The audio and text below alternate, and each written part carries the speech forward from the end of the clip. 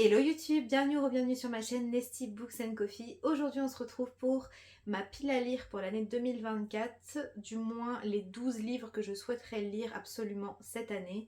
J'en ai choisi 12, un par mois, je pense que c'est faisable et j'en ai quand même pas mal à vous présenter du coup, on ne va pas traîner, c'est parti!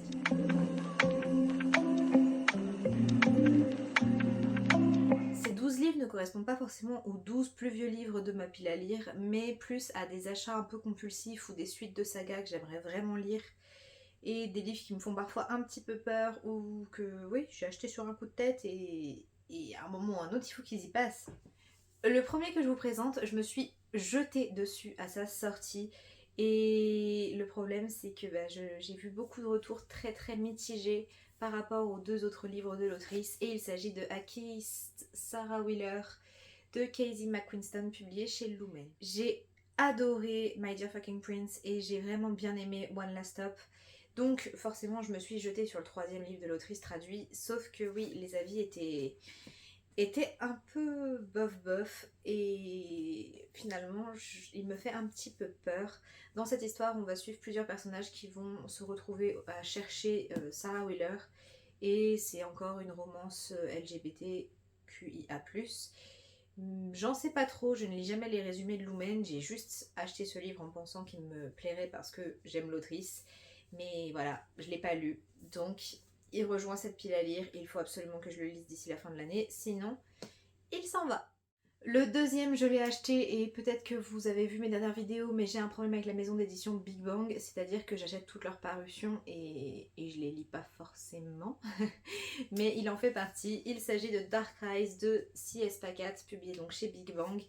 Et ici c'est l'édition reliée avec un magnifique jaspage et il est dédicacé parce que je l'ai acheté quand j'ai rencontré l'autrice. Il n'y a pas la date, ouf, mais je l'ai acheté presque à sa sortie et je ne l'ai pas lu. J'ai adoré Prince Captif de la même autrice, d'ailleurs c'est une saga qu'il faut que je termine. J'ai lu les 2 premiers tomes, mais oui, il n'est pas encore passé, je ne sais même plus de quoi ça parle. Apparemment on a un univers où une menace va revenir et je n'en sais vraiment pas grand chose. Je sais qu'il a eu de très très bons retours, mais c'est vrai que je l'ai toujours pas lu. Et il me semble que c'est un premier tome de saga. Je suis pas sûre, mais ouais, je pense que c'est un premier tome. Donc j'aimerais vraiment beaucoup beaucoup le lire. Il est très très beau et j'ai aimé les autres choses de l'autrice. Donc il faut que il faut que je le lise. Les deux suivants, c'est vraiment une honte parce que je les mets et je les remets et je les remets dans des piles à lire. Donc cette fois, ils sont dans cette pile à lire et pareil, s'ils ne sont pas lus d'ici décembre 2024, ils s'en vont. Le premier, il s'agit de Crescent City, le tome 1, la maison de la terre et du sang de Sarah J. Maas, publié chez De Saxus. On est ici sur une urban fantasy avec différentes créatures. On va suivre Brie qui est Bryce, pardon, qui est mi-fae mi-humaine et sa meilleure amie est un loup-garou. Enfin, urban fantasy dans un univers un peu plus moderne que ce que l'autrice a pu déjà faire dans Keleana ou dans Akotar, avec des nouvelles technologies et autres. Il y a une enquête et j'ai à peine effleuré le début. Voilà, je triche, c'est mon livre de janvier. Donc, ouais, j'aimerais vraiment le lire parce que j'adore Keleana, j'adore Akotar. Et j'ai toujours pas avancé sur cette saga, sachant que le tome 3 va bientôt sortir et que j'ai les 2 premiers dans ma palle, donc il faut que je le lise. Au milieu de toutes ces sagas que je dois continuer ou commencer, j'ai mis Le Prieuré de l'Oranger qui est un one-shot, enfin il y a un préquel mais il peut se lire tout seul. C'est écrit par Samantha Shannon et c'est publié chez De Saxus. Pareil, j'avais foncé sur les rééditions que je trouvais magnifiques. Et j'ai paniqué parce que c'est une brique, c'est un des plus gros livres de ma pile à lire. Je crois que le préquel est le plus gros livre de ma pile à lire. Il me semble, il fait plus de 1000 pages. Ici, on est sur une fantaisie médiévale avec un Rénome et donc des femmes au pouvoir. Et il me faisait très très envie et je l'avais légèrement commencé, sauf que c'était pas le bon moment, donc je ne l'ai pas repris depuis. Mais j'ai vraiment très envie de le lire. Je sais qu'il a été très très acclamé par la critique, mais j'ai pas pris le temps, donc il faut que je m'y mette. Je pense que celui-là, ça sera plus pour cet été, mais hors canicule, parce que quand il y a la canicule, je ne lis pas, et c'était le projet de cet été, mais du coup ça n'a pas pu se faire. Donc, pareil, d'ici décembre, il faut qu'il soit lu. Le suivant, je vous en ai parlé il y a très peu de temps parce que j'ai acheté la suite sans avoir lu le tome 1. On me punira après pour ça. Mais je voulais les 2 tomes en collector, sachant que ce sera une trilogie. Et je suis sûre, mais vraiment sûre à 100% que je vais aimer. Il s'agit de Absolu, le tome 1, Les Mobilisés de Margot Dessen, publié chez Big Bang. C'est ce que je vous disais, Big Bang, j'achète, j'achète, j'achète. Ici, on est sur une dystopie young adulte qui se passe sur les ruines de la Pologne et chaque année, certaines personnes vont être envoyées dans ce qu'on appelle la zone, hors de la ville, pour essayer de vaincre une créature un peu étrange. Donc je suppose que c'est un mélange de dystopie et de fantasy. Et il faut vraiment que je lise cette saga. Je sais qu'elle est appréciée par beaucoup, beaucoup, beaucoup de monde. J'adore la dystopie. Je ne sais pas ce que j'attends, mais ça va venir. Je pense lire ce tome très bientôt et lire la suite sans doute dans la foulée s'il m'a plu. Je croise les doigts pour que ça me plaise, mais j'ai pas trop de doutes et vraiment ils sont trop beaux et ça me donne trop envie. Mais la dystopie, si, ce début d'année c'est le bon moment, j'en suis sûre. Un autre de Saxus que j'ai mis dans plusieurs piles à lire et que je n'ai pas encore lu, mais qui me fait très envie parce que c'est une suite de saga que je voulais vraiment lire. Il s'agit de Saison d'orage et de silence de Roséane Abraham, publié donc chez de Saxus. C'est la suite du Chant des sans-repos, un livre de fantaisie africaine que j'avais adoré. Vraiment, j'avais énormément apprécié le tome 1.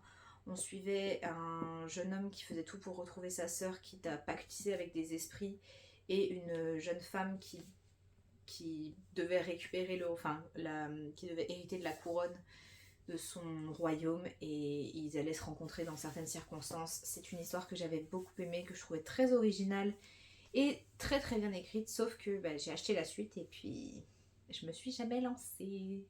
Mais voilà, il fait partie de mes lectures prioritaires pour cette année, j'ai très très hâte de le lire. Même histoire, même topo pour les autres, à lire de toute urgence. Un livre qui est beaucoup plus récent dans ma pile à lire, mais si je laisse retomber la hype, je pense que je vais l'oublier et ne pas le lire. Il s'agit de If We Were Villain de M.L. Rio, publié chez Phoebs. On est ici sur un thriller young adulte qui mêle donc enquête et théâtre. C'est tout ce qu'il me faut, c'est tout ce que j'ai à savoir. Je sais qu'il a énormément plu, il est absolument magnifique. Il a fait un gros boom à sa sortie en VO et à sa sortie en VF. Et je l'ai acheté parce que il me faisait vraiment très envie, sauf que je n'ai pas encore trouvé le bon moment pour le lire, mais ça va venir. Si je laisse retomber la hype, je sais que ça passera plus et que j'aurai plus envie de le lire parce que le thriller c'est pas forcément mon truc et je suis sûre que celui-là peut me plaire. Donc il faut vraiment qu'il y passe, peut-être en février. Restez connectés, mais je vais le lire, je vais le lire. J'aimerais également beaucoup lire la suite de Shade of Magic, ici le 3e tome, Shades of Light, donc conclure la saga de V.E. Schwab publié chez Lumen. Et pourquoi je le mets ici? C'est parce que j'ai énormément aimé le tome 1, un tout petit peu moins le tome 2, mais c'était quand même une super lecture. Et il faut que je me motive à lire ce tome 3, ça va venir, sauf que c'est une belle brique qui fait presque plus de 750 pages, donc gros bébé, mais c'est surtout que le tome 4 est sorti et j'aimerais être à jour et pouvoir me procurer la suite et continuer de découvrir cet univers que je trouve génial. On est ici dans un univers de fantasy avec 4 Londres différents. Un Londres où il y a un peu de magie, un Londres où il n'y a plus de magie, un Londres où la magie est partout et un Londres qui a été détruit par la magie. Et on va suivre Kel qui vient du monde où il y a encore de la magie un peu partout. Et lui, il voyage à travers les Londres, c'est une des seules personnes à pouvoir le faire. Sauf qu'il va croiser la route de Lila. Lila, elle vit dans le Londres gris, le Londres sans magie. Et elle va lui voler quelque chose et ils vont se retrouver dans une grande aventure. C'est vraiment une saga que j'aime beaucoup, qui change petit à petit et les enjeux sont de plus en plus sombres et de plus en plus importants. Mais je n'ai pas encore pris le temps, ça va venir, mais je le mets ici surtout pour penser à le lire et à en faire une priorité. Mais ce n'est pas le seul livre de V.E. Schwab que j'ai glissé ici, parce qu'une fois que j'aurai lu Shade of Magic, j'aurai lu toutes les sagas de V.E. Schwab, sauf Vicious, donc publié pareil chez Lumen. Vicious, c'est le premier tome d'une trilogie. C'était une duologie, les 2 premiers tomes sont traduits, mais le 3e tome va paraître, il me semble, en VO. Et bon, ça va, j'ai attendu, donc du coup j'aurai la suite sans doute quand elle sortira. Je ne sais pas grand chose de cet univers, mis à part qu'on a deux personnes qui vont faire une expérience de mort imminente et qui vont se réveiller avec des pouvoirs. C'est tout ce que je sais. C'est V.E. Schwab, je lui fais confiance. Vraiment, j'y vais les yeux fermés. Elle peut écrire n'importe quoi, de toute façon, je le lirai. C'est juste que j'ai craqué, j'ai acheté ce livre sans avoir fini Shade of Magic et il faut pas qu'il traîne. J'ai pas envie qu'il traîne, donc pareil, j'en fais une priorité, donc il est là. Un livre de poche cette fois qui me fait extrêmement peur parce que pareil, c'est une brique et en plus c'est la moitié du tome 1 je crois, que ça a été divisé en deux dans le format poche. Il s'agit de la Guilde des Ombres, le tome 1, Le Don de Mort de Anatrice, ici publié chez Pocket en grand format, c'est publié chez Plume Blanche. Je vous le remettrai si je me trompe, mais en grand format, je les ai pas trouvés en librairie et j'ai trouvé ceux-là d'occasion et j'avais très envie de les lire. Il s'agit d'une dark fantasy avec une guilde d'assassins et un personnage qui va se révéler être une grande assassineuse, ça se dit? Bon, je sais plus, mais en tout cas, j'en ai pas lu beaucoup, mais je sais qu'il a énormément plu à... Enfin, c'est le livre préféré de Johanna de la citadelle de mes lectures. Et c'est une personne que j'aime beaucoup suivre et qui a tellement vendu ce livre que j'ai qu'une envie, c'est me jeter dedans. J'avais juste peur de faire une comparaison un peu mal placée avec Nevernight. Pareil, avec une guilde d'assassins. Donc j'ai attendu un peu, mais j'ai quand même les deux premiers livres au format poche dans ma pile à lire. Donc il serait temps, sachant que c'est un format poche dont je pourrais l'embarquer un peu partout. Et je pense qu'il va me falloir bien du courage parce qu'il fait plus de 800 pages. Mais j'ai hâte, j'ai vraiment hâte de le lire et j'ai besoin d'une fantaisie sombre et adulte et vraiment très dark et ça viendra. Pareil, priorité. Un livre qui est beaucoup plus récent dans ma pile à lire, mais pour plusieurs raisons, j'aimerais le lire assez rapidement. Il s'agit de L'espace d'un an de Becky Chambers. C'est le premier tome des Voyageurs et c'est publié chez La Talente. On est ici sur une science-fiction, sorte de soap opéra, et on va partir explorer différentes planètes avec différentes espèces. Je ne suis pas une grande fan de science-fiction, j'en lis très peu, mais on m'a dit que c'était de la science-fiction très positive, très bienveillante et très bien écrite. J'ai les deux premiers tomes dans ma pile à lire et il s'agit des formats collector de chez La Talente.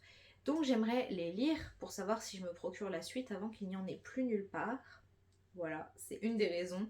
Et ensuite parce que j'ai lu récemment une science-fiction et que ça m'a beaucoup plu, je me dis pourquoi pas essayer d'en explorer un peu plus. Je sais que Becky Chambers elle est vraiment très appréciée et si j'aime cette saga je pourrais en découvrir d'autres parce qu'elle a écrit pas mal de choses, donc à voir. Je ne vous fais pas de très gros résumés de tous les livres que je présente, mais tout est en barre d'infos, n'hésitez surtout pas s'il y a un résumé qui vous tente, sachant que je mets toujours le lien vers le résumé du tome 1 pour ne pas spoiler, parce que bon, ce serait dommage de tomber sur un résumé d'un tome 3 si on n'a pas lu les deux précédents. Donc c'est tout en barre d'infos, n'hésitez surtout pas. Le dernier livre que je vous présente, c'est un petit peu comme la suite du Chant des Sans Repos.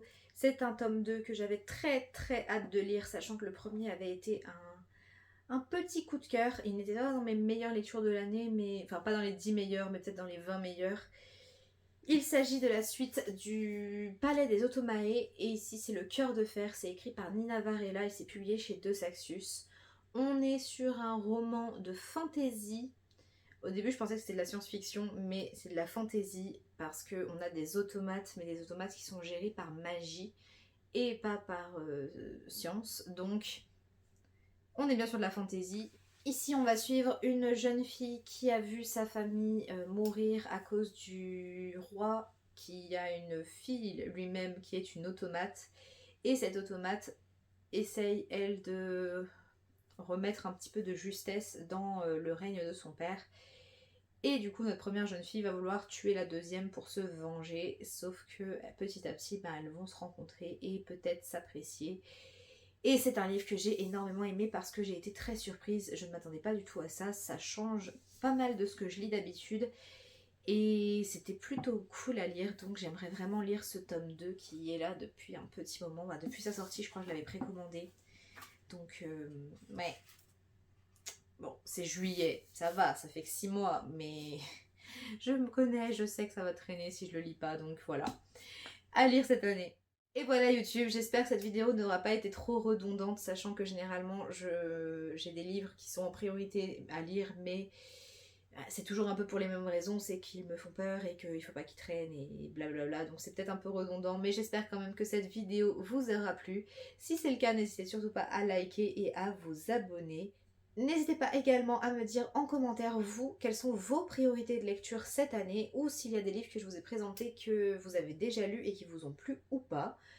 Bref, dites-moi tout en commentaire. Si jamais vous n'avez rien à dire mais que vous voulez quand même commenter, vous pouvez mettre la pile de livres. Ça fait longtemps qu'on l'a pas utilisé celui-là, parce que j'ai une pile de livres à lire cette année et j'en ai bien plus que ces 12 là, mais je fais un choix, c'est ces 12 en priorité. Je vous dis à très bientôt dans une prochaine vidéo et d'ici là, prenez soin de vous. Bye!